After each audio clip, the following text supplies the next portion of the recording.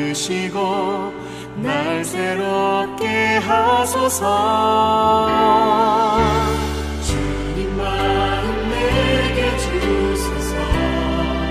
내 아버지 주님 마음 내게 주소서. 나를 향하신 주님의 뜻이 이루어지도록 주님 마음 내게 주소서. 오소서 주님 나의 마음은 선한 것 하나 없습니다. 그러나 내 모든 것 주께 드립니다. 사랑으로 안으시고 날 새롭게 하소서. 주님 마음 내게 주소서. 내 아버지 주님 마음 내게 주소서. 나를 향하신 주님의 뜻이 이루어지도록 주님 마음 내게 주소서. 내게 사랑을 가르치소서. 안식의 마음으로 성하게 하소서. 주의 성령 내게 채우사 주의 길 가게 하소서. 주님 당신 마음 주소서. 주의 성령 내게 채우사 주의 길 가게 하소서. 주님 당신 마음 주소서. 주님 마음 내게 주소서. 내 아버지 주님 마음 내게 주소서. 나를 향하신 주님의 뜻이 이루어지도록 주님 마음 내게 주소서. 주님 마음 내게 주소서. 내 아버지 주님 마음 내게 주소서. 나를 향하신 주님의 뜻이 이루어지도록 주님 마음 내게 주소서. 주님 마음 내게 주소서.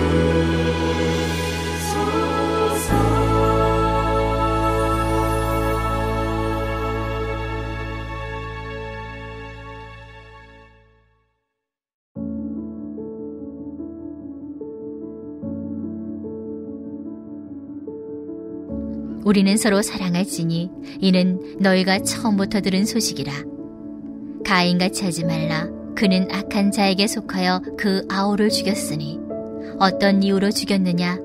자기 행위는 악하고 그의 아우의 행위는 의로움이라. 형제들아, 세상이 너희를 미워하여도 이상히 여기지 말라. 우리는 형제를 사랑함으로 사망에서 옮겨 생명으로 들어간 줄을 알거니와 사랑하지 아니하는 자는 사망에 머물러 있느니라. 그 형제를 미워하는 자마다 살인하는 자니 살인하는 자마다 영생이 그 속에 거하지 아니하는 것을 너희가 아는 바라.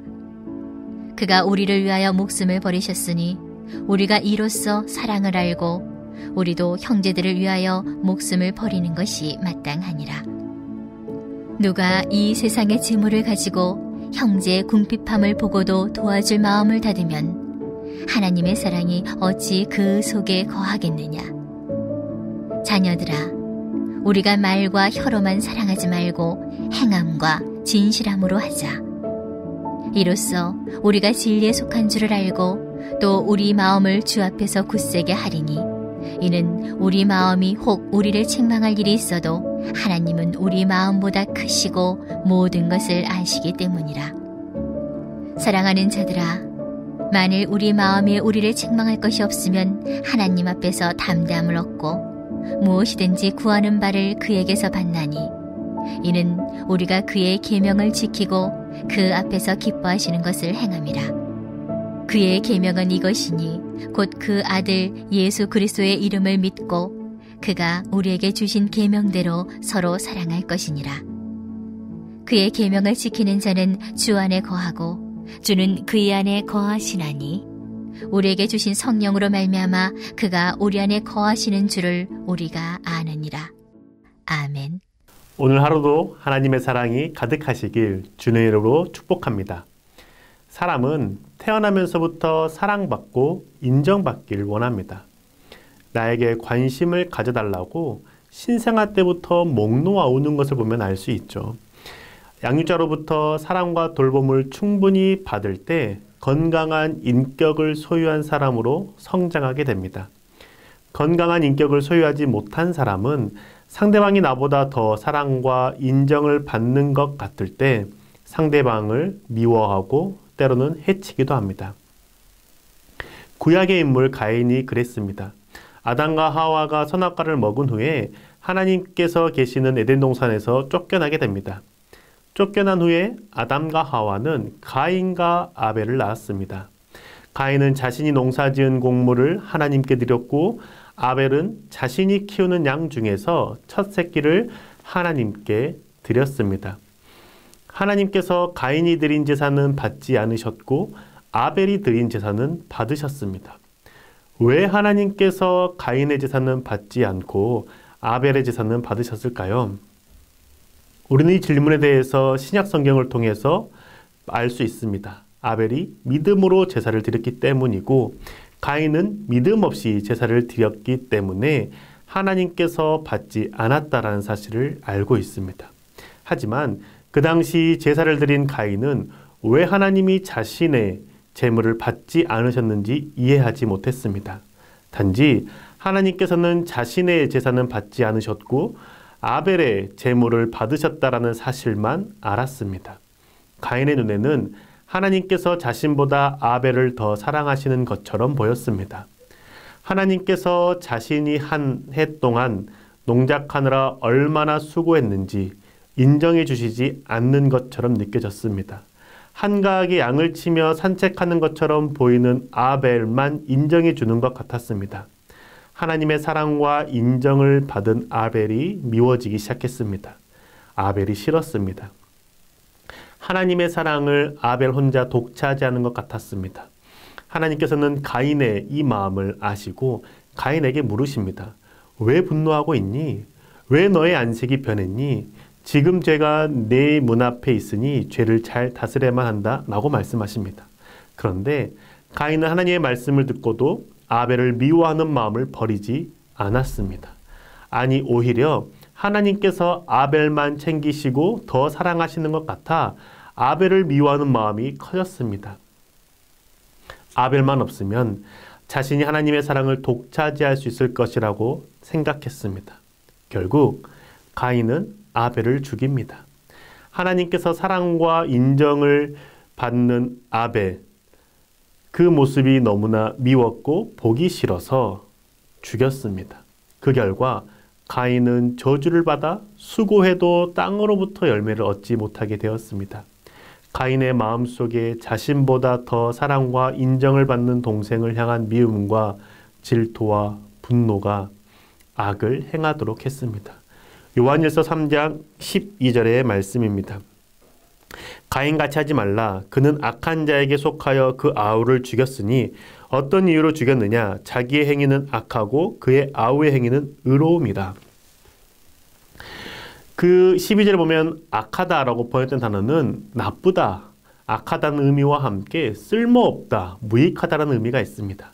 가인이 동생을 죽인 행위는 악할 뿐만 아니라 무익하고 쓸모없는 행동이었다는 겁니다. 가인은 동생이 자신보다 하나님께 더 사랑받고 인정받는 것 같다는 마음 때문에 동생 아벨을 죽였습니다. 사랑받는 동생을 죽인다고 해서 하나님의 사랑과 인정이 가인에게 옮겨가는 것은 아닙니다. 그렇기 때문에 가인이 행한 이 행동은 무익한 행동이고 쓸모없는 행동이라는 겁니다. 우리가 누군가를 사랑하는데 큰 걸림돌이 되는 것은 나보다 다른 사람이 더 사랑받고 인정받는 것 같은 마음 때문입니다. 예수 그리스도를 믿는 그리스도인으로서 우리는 계속해서 질투하는 마음과 싸워야 하고 미움을 떨쳐내야 합니다. 우리의 마음속에 하나님께서 나보다 저 사람을 더 사랑하는 것 같다는 마음이 올라올 때가 있지 않습니까? 그래서 하나님께서 나를 덜 사랑하시는 것 같고 저 사람을 더 사랑하시는 것 같아 하나님께 서운한 마음이 있을 때가 있지 않습니까? 저 사람이 나보다 믿음도 없고 잘하는 것도 없는 것 같은데 하나님께 나보다 더 사랑받는 것 같아 속상한 적 있으십니까? 하나님이 다른 사람을 더 사랑하는 것처럼 보이는 것을 무엇으로 평가하고 판단하고 계십니까? 대부분은 아마 나보다 잘 되는 것, 어려움이 없는 것, 문제가 해결되는 모습을 보고 아, 저 사람이 하나님의 사랑을 나보다 더 받고 있구나라고 판단할 것입니다. 나보다 더 기도 응답이 잘 되는 것 같을 때 하나님은 왜 나를 사랑하시지 않고 저 사람을 사랑하지라는 마음이 올라올 수 있습니다. 이런 마음이 올라올 때 마음을 잘 다스리지 못한다면 가인처럼 악을 행하고 하나님과 멀어질 수 있습니다. 하나님의 말씀을 외면한 가인처럼 우리도 하나님의 말씀을 외면하고 하나님이 없는 사람처럼 악을 행할 수 있다는 겁니다. 악을 행하게 되는 이유는 내 안에 질투나 미움의 마음이 올라오기 때문입니다. 미워하는 사람이 있을 때 우리의 마음속에 그 미움이 자리 잡을 때 살인하는 것과 같다라고 성경은 말해줍니다. 즉 우리가 가인처럼 살인하는 자가 되는 것이죠. 요한일서 3장 15절의 말씀입니다. 그 형제를 미워하는 자마다 살인하는 자니 살인하는 자마다 영생이 그 속에 거하지 아니하는 것을 너희가 아는 바라. 사랑하는 마음이 없고 미움 마음이 있다라면 그 사람의 마음속에는 그 미움뿐만 아니라 이미 살인하는 자가 된다라고 말씀합니다. 우리 안에 자꾸 올라오는 이 미움과 질투, 서운함의 마음을 이겨내고 떨쳐내야 합니다. 그럼 어떻게 이겨낼 수 있을까요? 요한일서 3장 16절 말씀에 해답이 있습니다. 요한일서 3장 16절 말씀입니다. 그가 우리를 위하여 목숨을 버리셨으니 우리가 이로써 사랑을 알고 우리도 형제들을 위하여 목숨을 버리는 것이 마땅하니라. 아멘. 예수님께서 우리를 위해서 자신의 목숨을 버리신 그 사랑을 알고 기억하라라고 권면합니다. 예수님께서 우리를 구원하시기 위해서 자신의 목숨을 버리시기로 결정하실 때 그때는 겟세마네 동산에서 기도하고 계셨습니다. 잡히시기 직전 캄캄한 새벽에 예수님께서는 땀방울이 핏방울이 되도록 하나님 아버지께 기도했습니다. 기도하실 때 예수님의 마음은 어떠했을까요?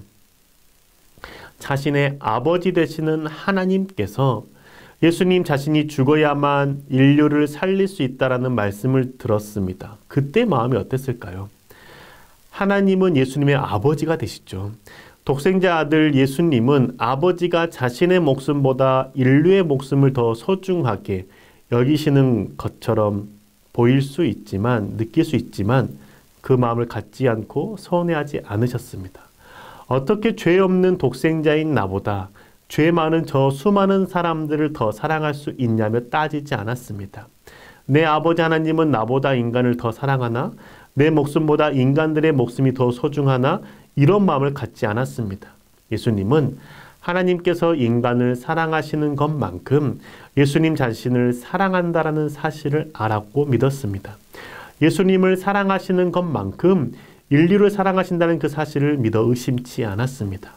이 믿음이 있었기 때문에 예수님은 자신의 생명을 우리를 위해서 내어주실 수 있었습니다. 죄 많은 인간을 위해 목숨을 버리실 수 있었습니다. 예수님의 이 마음을 품는 자만이 질투와 미움, 서운한 마음에서 벗어날 수 있습니다. 하나님께서 저 사람을 더 사랑하시는 것이 아니라 저 사람도 사랑하고 그만큼 나도 사랑한다라는 믿음이 있을 때 가능합니다. 가인에게 이 마음, 이 믿음이 있었다라면 그 아벨을 절대로 죽이지 않았을 겁니다. 하나님께서 아벨을 사랑하시는 것만큼 나를 사랑하신다는 사실을 믿었다면 가인은 이런 질문을 스스로에게 던졌을 거라고 생각합니다. 하나님께서 동생과 나를 동일하게 사랑하시는데 왜 내 예배는 안 받으셨지? 라는 의문을 던졌을 겁니다. 그 의문에 대해서 답을 찾아 나갈 때에 하나님의 사랑에 문제가 있었던 것이 아니라 자신의 믿음에 문제가 있었다는 것을 발견하게 될 것이고 하나님과의 관계는 더욱더 깊어졌을 겁니다. 지금 말씀을 묵상하시는 성도님들의 마음속에 예수님의 마음이 있을 때 가인과 같은 악을 행하지 않을 수 있습니다. 잘 사는 것 같이 보이는 저 성도만큼, 문제가 쉽게 해결되는 것처럼 보이는 이 성도만큼 하나님께서 나를 사랑하신다는 사실을 온전히 믿으시나요? 이 믿음이 있는 자만이 하나님의 사랑을 의심하지 않고 하나님의 말씀을 끝까지 붙잡을 수 있습니다. 하나님의 사랑, 그 사랑이 동일하다는 사실을 믿는 사람만이 참된 사랑을 행하며 살 수 있습니다. 형제자매를 위하여 자신의 생명을 내어주는 사랑을 행할 수 있다는 겁니다. 하나님의 사랑이 동일하다는 믿음을 가질 때에 한 가지 주의해야 할 것이 있습니다. 그것은 바로 하나님께서 저 사람도 동일하게 사랑하시니 하나님께서 알아서 저 사람의 문제를 해결해 주실 것이다 라는 생각을 갖는 것, 그 마음을 주의해야 합니다. 나보다 궁핍한 사람을 보고도 하나님께서 사랑하시는 사람이니 하나님께서 도와주시고 해결해 주실 거라는 생각을 갖는다라면 그 궁핍한 자에게 도움을 주지 않게 되기 때문이죠. 사도 요한은 그래서 예수 그리스도의 마음을 가지라고 말한 후에 궁핍한 자를 실제적으로 도우라라고 권면합니다. 요한일서 3장 17절과 18절의 말씀입니다. 누가 이 세상의 재물을 가지고 형제의 궁핍함을 보고도 도와줄 마음을 닫으면 하나님의 사랑이 어찌 그 속에 거하겠느냐. 자녀들아, 우리가 말과 혀로만 사랑하지 말고 행함과 진실함으로 하자. 궁핍한 사람을 보고도 도와주지 않는 이유는 내가 아니어도 다른 사람이 도와줄 것이라는 생각 때문입니다. 하나님께서는 구약의 말씀들을 통해서 가난한 자와 궁핍한 자를 특별하게 생각하고 계신다라는 것을 그 유대인들은 잘 알았습니다. 잠언 14장 31절의 말씀에서는 가난한 자를 학대하는 자는 그를 지으신 이를 멸시하는 자라고 말씀하셨습니다. 하나님께서는 구약의 율법들을 통해서 가난한 자, 궁핍한 자를 도우라라고 반복적으로 가르치고 말씀하셨습니다.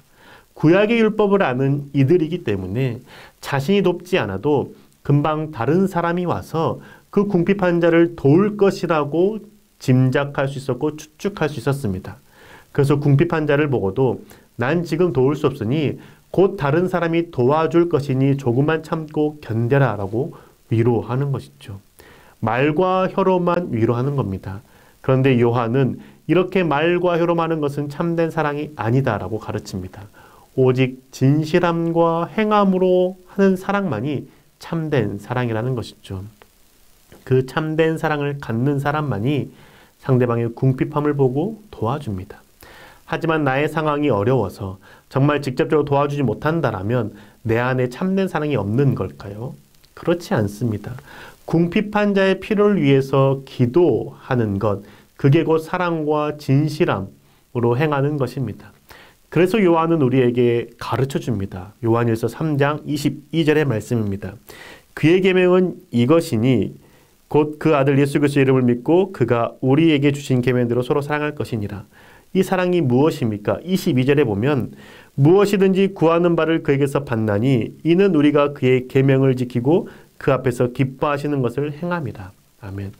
구하는 대로 받는다라고 말씀하는 것은 자신의 유익을 위해서 구하는 것이 아니라 궁핍한 자를 보고 그 궁핍한 자의 그 필요를 하나님께 구하는 것, 그러할 때 하나님께서 들으시고 채우신다라고 말씀해 주는 것이죠.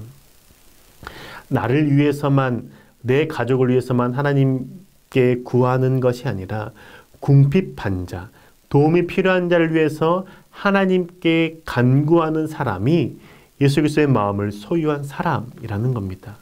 그 필요를 위해서 구할 때 하나님께서는 다 들어 응답해 주신다라고 말씀하시죠.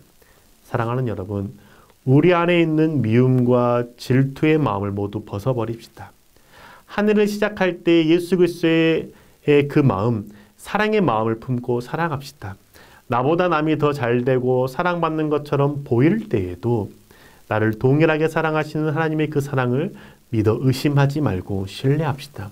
그뿐만 아니라 하나님께서 사랑하시는 형제자매가 어려움에 처했을 때, 궁핍함에 있을 때에 사랑의 하나님께서 알아서 체결해 주시고 채워주시겠지라고 생각하지 말고 진실한 마음으로 행하고 도웁시다. 그 진실한 마음으로 행하고 도우는 것은 직접적으로 도와주는 것뿐만 아니라 그 사람을 위해서, 그 사람의 필요를 위해서 하나님께 간구하는 것 포함되는 것이죠. 올 한 해 우리 마음과 행동이 오직 예수 그리스도의 사랑으로 가득해지는 한 해가 되시길 주님의 이름으로 축복합니다. 우리 시간 함께 기도합시다. 첫째, 내 마음속에 있는 질투와 미움과 서운한 마음을 버리고 예수 그리스도의 마음을 품고 살아가는 자가 되게 하소서. 둘째, 2021년 새해에는 전주 안디옥 교회의 모든 성도님들이 예수 그리스도의 성품을 닮아가는 한 해가 되도록 이 시간 함께 기도합시다.